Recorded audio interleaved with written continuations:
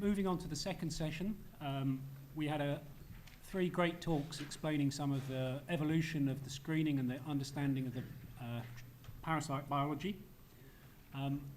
As a chemist joining DNDi a couple of years ago, one of the questions that people asked was, what should we screen? What have we screened? What should we do next? And I think these are difficult questions to answer without some careful analysis. And I hope that following the discussion in the next three lectures, we'll have a good conversation about what we might do next. So, to introduce our first speaker, Professor Jean-Louis Reymond from the University of Berne. After obtaining a first degree in chemistry and biochemistry, moved on to natural product synthesis and obtained his PhD from the University of Lausanne. Subsequently, he moved to the Scripps Institute as a postdoc and then as an assistant professor before returning to Berne in 1997. Jean-Louis has a wide range of interests, particularly expanding accessible chemical space, drug design, small molecules and peptides, and virtual screening of the chemical universe, and is involved in many collaborations and has produced more than 200 publications. So it's a great pleasure to introduce him today and ask him to tell us about exploring chemical spaces for neglected diseases.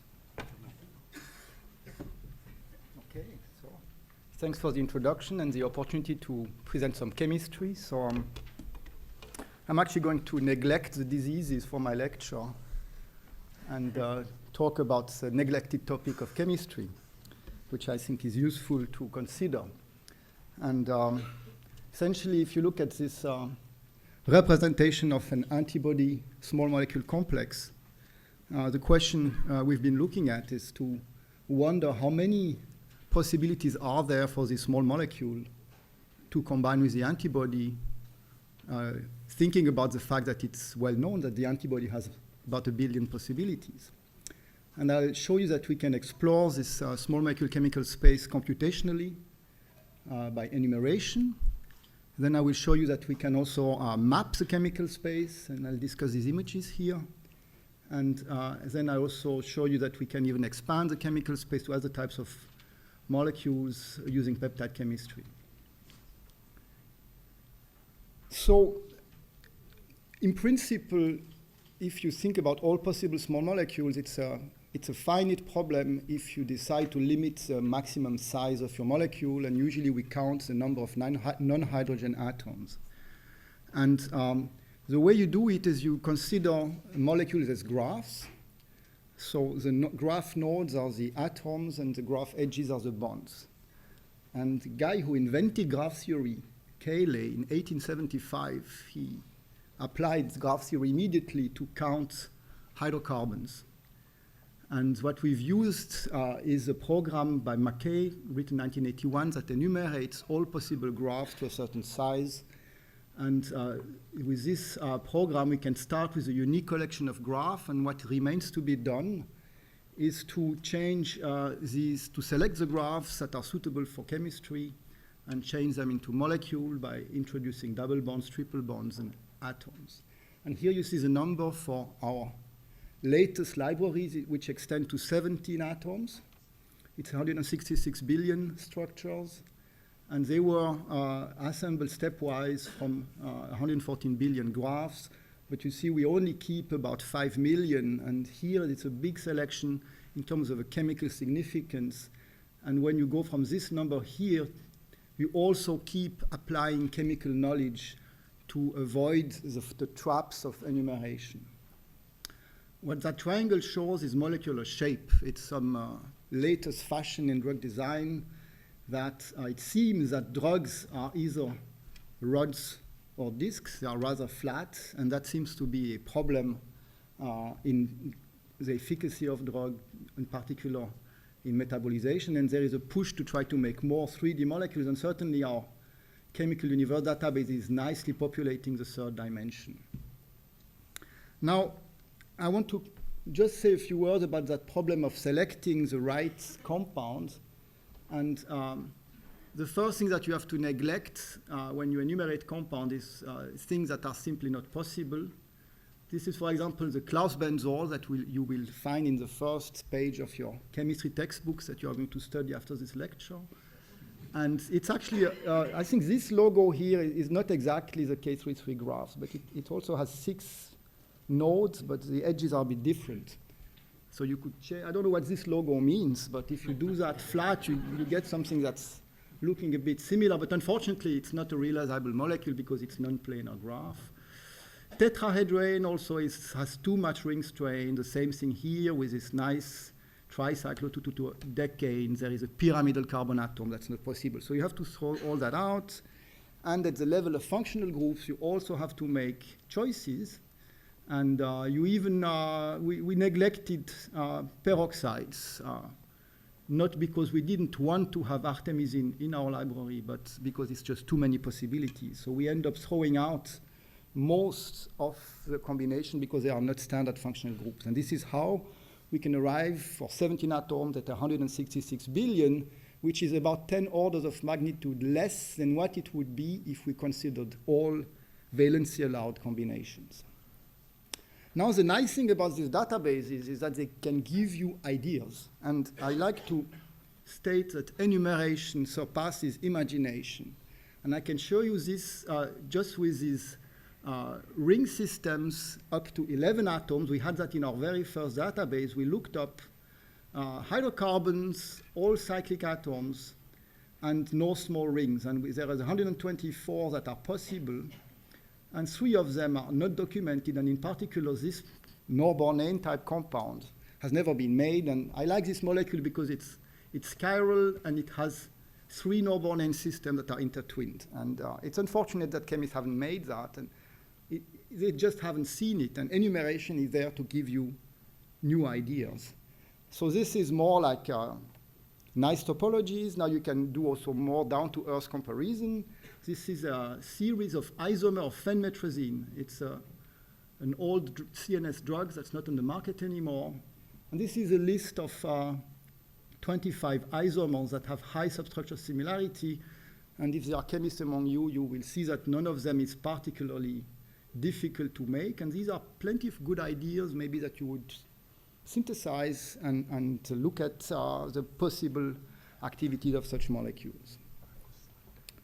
At the GDB 17 level, the diversity goes on. It's much bigger. For example, here are some also ring systems that are not documented in SciFinder that would be new. And some of them are chiral, symmetrical. There is really a very rich diversity from which one could design new types of molecules.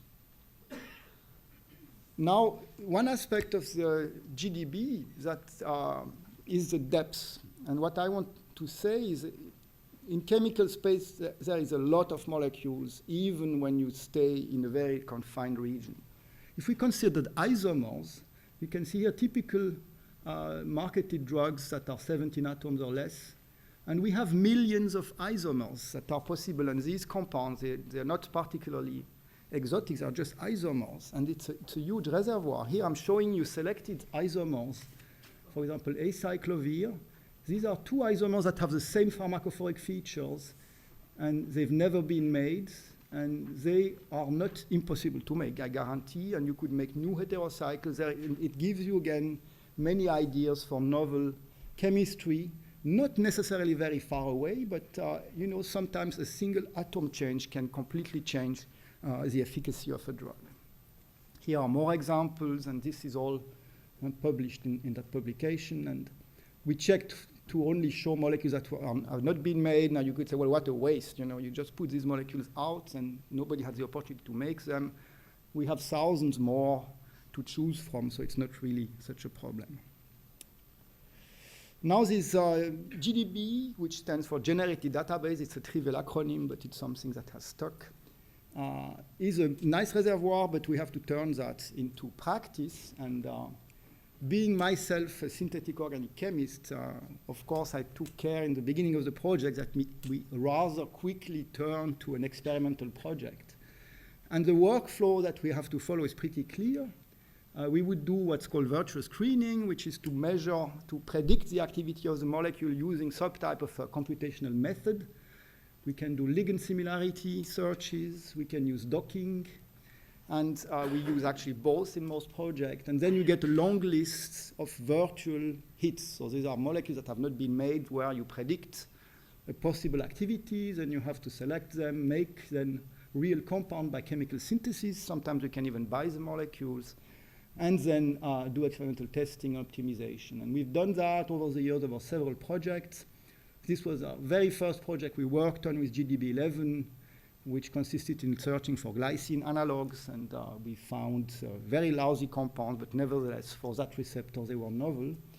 I'll just show you one of the examples. It's the series of compounds we are developing for nicotinic receptors, and it's a collaboration which I have now for several years with Daniel Bertrand in Geneva, who is an expert in nicotinic receptor electrophysiology. And here, the idea was to start from known agonist of the alpha-7 receptor and diversify the structure using the GDB. And what we did is we looked at the blue part, the diamine part, and we used the GDB to generate hundreds of thousands of analogs. And then we did virtual screening using docking in that case. And then we chemically synthesized about 85 compounds and profiled them against various nicotinic subtypes. And the project was a magistral failure because we didn't find other agonistic compound for alpha-7. But then we went on and profiled all these compounds against other subtypes. And among other things, we found this particular compound, which is a positive allosteric modulator of the alpha-3 beta-2 subtype. And that's an interesting pharmacology that's unprecedented. And that's an activity you don't find in the reference molecules. It's a minor change, it's a minor step in chemical space, but in the area, for example, of nicotinic receptor, it means a lot.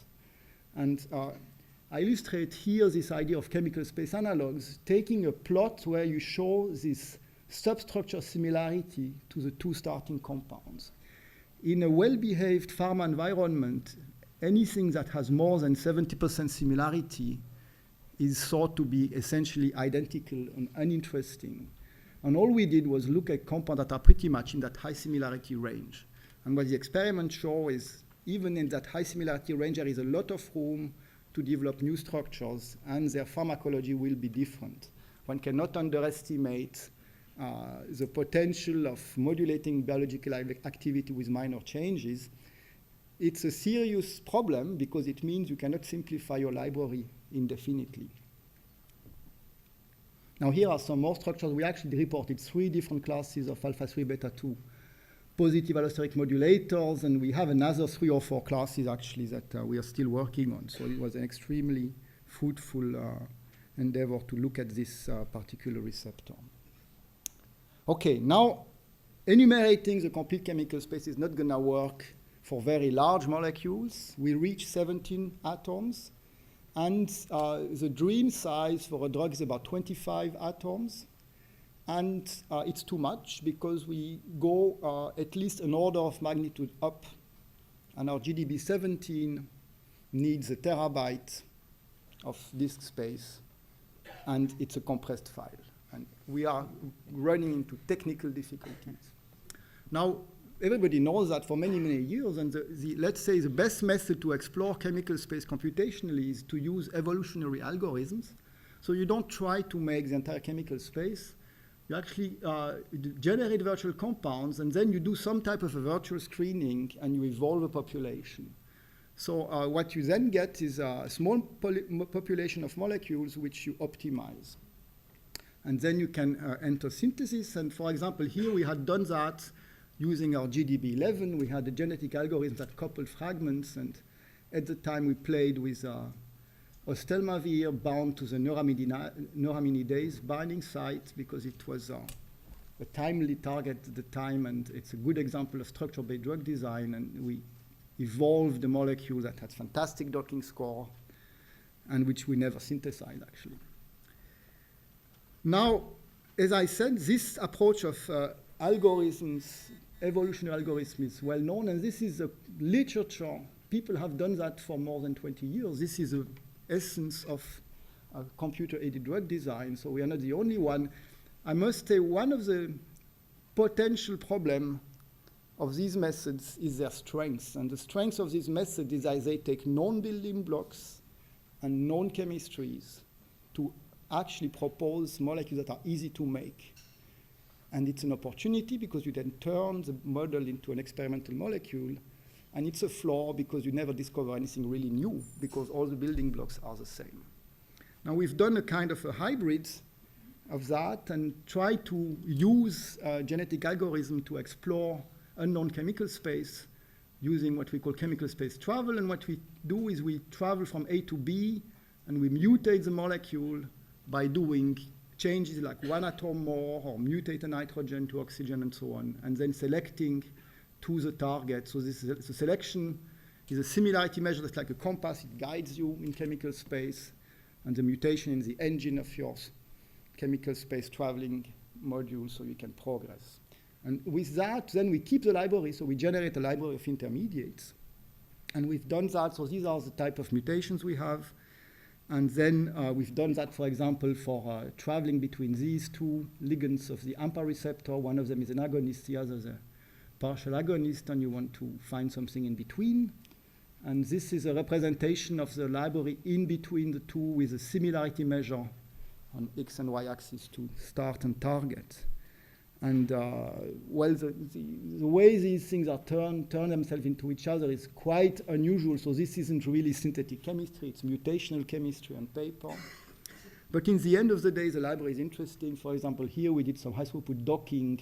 And indeed, we have here a hybrid molecule that combines the amino acid of one with the bicyclic heterocycle of the other and achieves a pretty impressive docking score. Okay, so now we've generated zillions of molecules and we don't really understand what we do. We have a technical problem to actually perform the virtual screen. And then it's difficult to get the overview. And that's a problem that came up quite early in the project because you want to see things. And so we've been worrying about mapping the chemical space. And we've produced this type of images. So let me tell you what these images are. Now there is one map of chemical space which everybody knows. It's a periodic table of the elements. And it's just a two-dimensional map. And this was very important to formalize the discovery in the 19th century of all the elements. And the value of the periodic table is limited. It doesn't tell you all the chemistry, but it's a guide to choose the type of chemistry that you can expect from certain elements. And the idea is to do the same now for organic molecules. And the problem is a little bit more difficult because we have many more organic molecules. Here is a list of publicly accessible collections of organic molecules, the largest one being PubChem. We also have things like zinc that are commercially available compounds. These are millions of molecules. So it's not going to be easy to place them in 2 dimensions.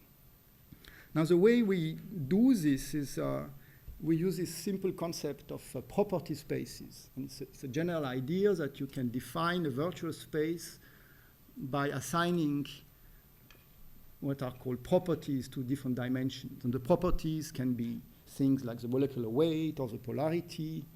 And what we have favored in our approach are these counts, so the number of H-bond donor or the number of rotatable bonds and things like that. And then you make a multidimensional chemical space. And after that, to make a table, you do principal component analysis. And a principal component analysis is really a camera. You take a picture. Whenever you take a picture with your cell phone, you actually project things in 2 dimensions. PCA does it from any number of dimensions. And that's your map. Now, when we do that on organic molecule, we choose a set of 42 descriptors that we call molecular quantum numbers. And we choose them to be things that are easily understandable, even by non-chemists. So I'm calling to you, as many of you are non-chemists, but I hope that you'll agree with me that, for example, morphine has 17 carbon atoms, and penicillin G has 16. That's a difference. You will see that morphine has 1 positive charge. It's a protonated state of this nitrogen pH 7, whereas penicillin G has 1 negative charge, which is this carboxylated pH 7, and so on. So each molecule will have a different number combination, and then you can compute that over millions of molecules, and you do your PCA, and this is the image you get when you analyze PubChem, which has mostly small molecule, and a PubChem which we have augmented with a few of the standard oligomeric molecules which we know well, such as DNA, oligosaccharides, peptides, and so on. And this funny image that looks like a flying turtle with 5 legs and 1 head is a nice view because it tells you a little bit the simple logic of molecules. Small molecules in the center, large molecules to the outside. And here the color coding is done by the fraction of carbon atom, which marks polarity. We have in the south rather apolar molecules, and logically in the north we have the polar molecules. And the color coding goes from magenta to actually blue, but the blue is here. It's multidimensional projection, so it's a bit more difficult to see. And the other turtle that's shown here is a turtle of ring atoms, and it tells you that on the left you have all the flexible molecules, and in the right portion you have all the very rigid molecules such as graphenes and diamondoids. And I illustrate that to tell, well, you know, our material science colleagues, they work with graphene. This is the future of computing, and the future of biology may lead rather on the other end on the peptides.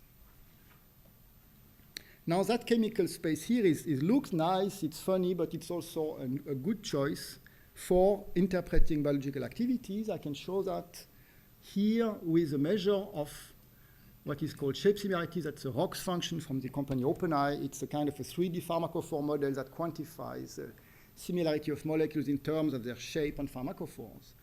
And whenever we take, from any given molecule, we take the closest neighbors in this MQN space, this is taken from GDB 13, we see that this red and black line, we have a shifted population to higher score, higher similarity in pharmacophoric features. These are the histograms, and they are summarized here for 15 drugs, and we have never seen an example where it doesn't work. Every time you keep close in that MQN space, you have relatively preserved pharmacophoric features, and this is very useful to predict biological activities.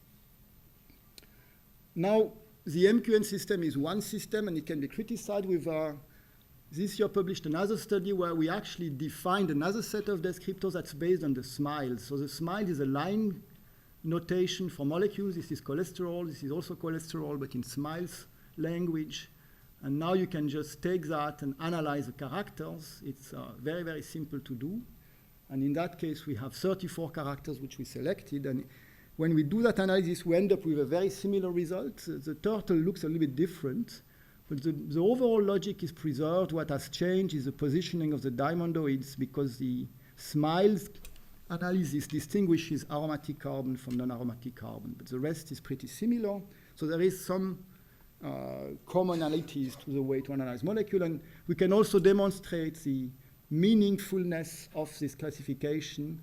In that case, we illustrate the enrichment of known bioactivity classes when you dilute them in larger libraries, and we use this directory of useful decoys from Brian Choquette, where we have about 100 series of active compounds. And the performance of our SMILES fingerprint chemical space, MQN space, is pretty good.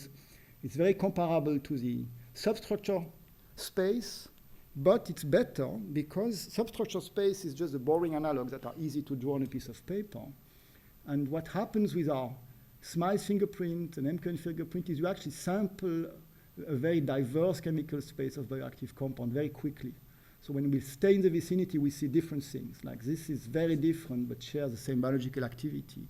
And the SMILES fingerprint understands that. The MQN also does, but in a slightly different way. That's why we have this scattering. So we have two classification systems, works differently, but both of them are a useful classification.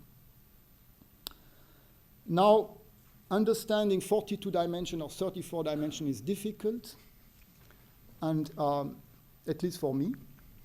And so we've done, from these color-coded two-dimensional images, we've got a kind of a Google Map application. So it's a Java applet that you can download from our group website. And then you can, it's a nice application. You can zoom in anywhere on the map, and then you can see the molecules that are in there. And then you can even go from the molecule to the original website, if it's PubChem or Zinc and so. And it allows you to kind of explore chemical space directly, even without a preconceived idea. And it's a pretty nice adventure to do that. I'm showing you here, this is a representation of PubChem And you can see the logic. It's a triangle. We've blown it up to even out the distribution of compound, but it goes from very small to very large. We stopped at 60 heavy atoms. And then we have these stripes that are groups of compound with increasing number of cycles, acyclic, mono, B, tricyclic, and so on. And within each stripe, we go from rather rigid molecules without rotatable bonds to rather flexible molecule with lots of rotatable bonds. And what you can take from this map is, on average, a PubChem molecule has 3 rings, 25 atoms, and 6 rotatable bonds. And indeed, if you now map in green all the marketed drugs, you see that they are a little bit all over the place with a clear focus around there. And the 10 pink dots with the structures shown are the 10, I think, top-selling drugs in 2012 or 2011. And they have interesting structures, actually, and they are all in that region of chemical space. And I think it's an instructive thing to actually once look at this and look at the structures. And it teaches a lot of simple facts about what drugs look like. Now, the underlying, our periodic table is complicated. It's a computational tool. It's all based on the power of computers that we have today. And the underlying search engine is what we call the extended MQN system. And the trick was to use what's called a hash function as the sum of the molecular quantum numbers. And it's a complicated file system which allows us to search the databases of billions of compounds in seconds. And I'm going to show you an example that's taken from the GDB13, which has 1 billion molecules. And here we are searching for analog of nicotine. Nicotine has 12 atoms. And in that particular search, we are asking to look for molecules that are up to a distance of 11. Those are city block distance, so it means 11 differences in the counts. And we are removing things like, we ask not to have aldehydes, epoxides, and things like that. We don't want 3 or 4 member ring. We also remove things like oximes and hydrozones and non-aromatic cis double bonds. So we put these conditions, and then we hit return, and 5 seconds later, we get a list of 30,000 molecules from GDB. And indeed, they look a lot like nicotine. And then the question is, do they share the same biological activity as nicotine? And it turns out that some of these isomers of nicotine, of course, have been made, and they do share the activity. And the reason for that is this, again, this tendency of our MQN space to group things together. So here in black is a distribution of the whole database starting from nicotine. So in the vicinity, there's not much. And as you go away, you find most of the compound in the database. Now, if you take known compounds that are known to be nicotinic ligands, they are indeed shifted. They're closer to nicotine. So when we start to look at this population, we expect to find bioactive analogs of nicotine. Now, we did that. I'm showing here a nice image of the MQN map of GDB13, where you have this span from acyclic to polycyclic compounds. When we search for nicotine analogs, we are actually looking at 11 ring atoms right in the middle. And we bought, actually, we were in a hurry, so we didn't synthesize. We bought 60 compounds that were not characterized as nicotinic ligands, did the screen, and indeed, we found a couple of interested compounds that have significantly different substructure, but actually retain the nicotinic activity. In that case, they are all antagonists. Again, it was a bit difficult to find agonists. The only one we found was this neonicotine, which is actually already known. Now I put here docking. Now you can ask, so this is too simple to be true. And for that particular example, actually, if you did docking on the acetylcholine binding protein that's available, you would conclude that all of these molecules are pretty good in terms of docking. You would be at a loss to distinguish between them better than what we did with MQN. So being simple is not a crime. I think it's something that is worth doing. Simplicity helps, I think.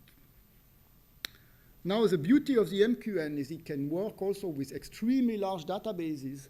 We can actually search GDB17. It takes about 15 minutes, but it will do it. And this is the pretty much only method we have to look at GDB17. And what we show in this complicated plot is that, again, if you stay in the vicinity in city block distance, we find these are the black line, what we defined as virtual hits, things that have conserved pharmacophore different substructures. They're all in the vicinity. So now we have a workflow where we do the MQN step first, and then we have other fingerprints to continue to thin it out all the way to a population of a couple of 100,000 compounds where we can do other things like docking. And so it solves the problem not only of enumeration, but of searching very large collections. Do I have time left? Or? A few minutes. So.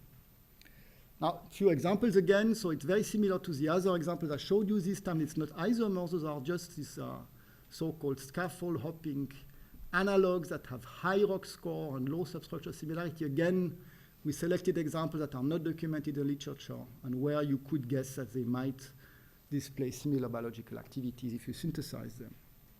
And I think there's 15 drug examples with all kinds of different substructure and plenty of room to do innovative syntheses, even some innovative heterocycles in there. Okay, now small molecules allows you to do medicinal chemistry, but sometimes small molecule will not do the trick because maybe the interaction surface on the protein is too large. It just doesn't work. And what we have in the recent years is a re-evaluation of peptide chemistry, because peptides are in, a good class of a bit larger size molecules, and the advantage of peptides is that they are feasible technically in terms of synthesis. And what we've been doing in my group is to put some of this thinking of the chemical space and ask what can we do with peptide that's not yet known, and we've changed the peptide topology rather than the residue. So, and here I take the analogy of the graph, a linear graph of an octane. Actually, normally you make a linear peptide. So you replace amino acids wherever you have a node, and you put a peptide bond wherever you have an edge of your graph. And now you can look at branch graph, for example, these dendrimers, when you accept to branch out. So you are going to use an amino acid that has 2 amino groups instead of only one, such as lysine. And then you can construct technically this branch peptide, which are completely new. It's a different chemical space. And initially, we thought it was nice because you could actually get a globular protein-like structure without having to worry about protein folding, which is very difficult to control. And that project has allowed us to make quite interesting molecules. What drives their activities, be it enzyme models or other type of things, is multivalency. So you actually display multiple groups in a closed space. And I'm just showing you one example which relates to also, it's not neglected disease, but it's a problem of antibiotic-resistant bacteria. And by screening combinatorial libraries of these dendrimers, we've been able to find dendrimers that have antimicrobial activity. This was a control experiment to prove that it did not work, because the common sense was that the peptide having antimicrobial activity have to fold into an alpha helix, which our dendrimers cannot do. But in fact, we do have pretty good activities. And we've done many more now. So we have, this is the one we published, and we now have dendrimers that are actually active against multi-antibiotic resistant strains of Pseudomonas aeruginosa. And what's interesting when we try to understand what's going on, it's pretty clear that they affect the membrane. And the reason it works is that the peptide enzyme is very flexible. And so it rearranges its structure at the time that it enters into the membrane. Now, this idea of flexibility in a molecule, it's pretty much a killer in terms of academic publication. People want to see your structures. And also, it's a killer if you want to design things that are receptor-specific. Now you can still go back to the branching idea, and then you can construct polycyclic peptides from this graph idea. And now you have kind of super molecules that are rigid, and these would be perfect to target protein sites specifically.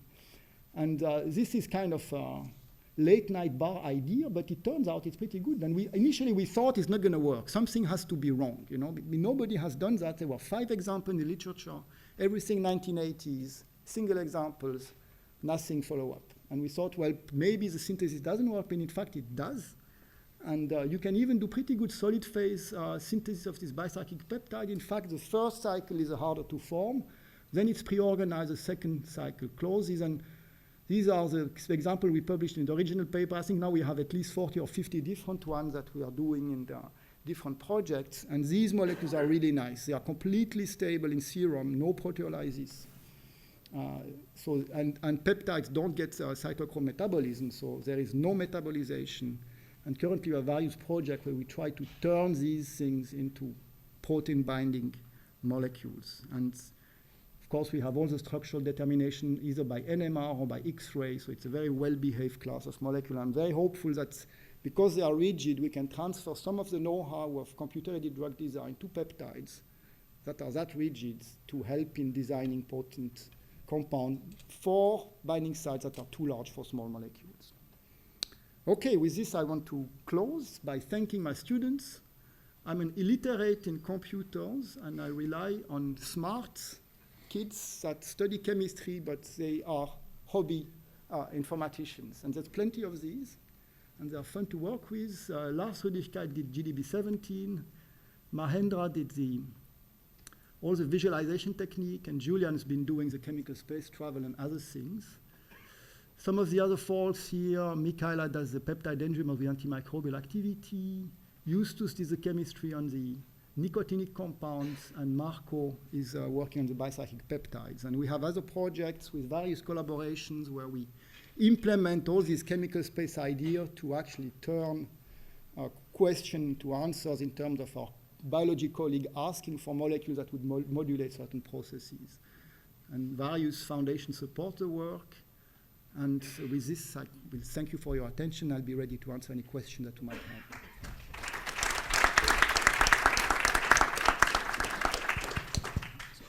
So thank you. I think that was a lovely talk. I think you've shown us, just when we thought chemical space was quite big, it's even bigger.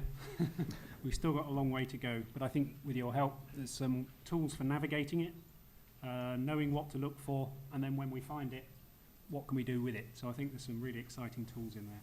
And I'd like to invite questions.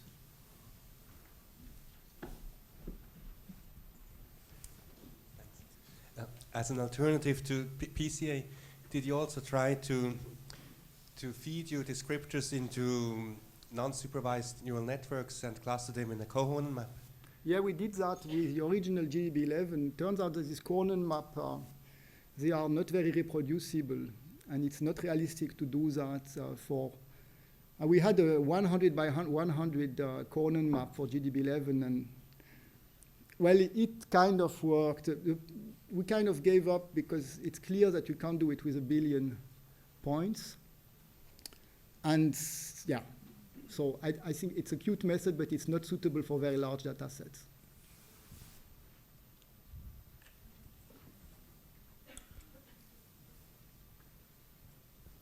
Thank you. Really interesting presentation. I'm really just a question out of sheer curiosity. How do these databases handle the kind of universe of chiral compounds? Chirality. So on average, we've done, of course, we store the smiles that are without chirality. So from every compound, you would generate the stereoisomer. Typically, you can use Corina, which is a nice program that generates the 3D of all possible stereoisomers. If you do the statistics, I think for GDB 17, we have 5 or 6 stereoisomers per compound. So formally, you can multiply this 166 billion by 6 to get the real number of compounds. And indeed, in our virtual screening workflow, the last scoring function uses the 3D information. And so we then turn the kind of 2D smiles into a 3D. And we score every possible stereoisomer. And when we finally focus on the one molecule we want to look at, then we, of course, are going to look at the particular stereoisomer. But unfortunately, stereochemistry is indeed the last thing we are looking at.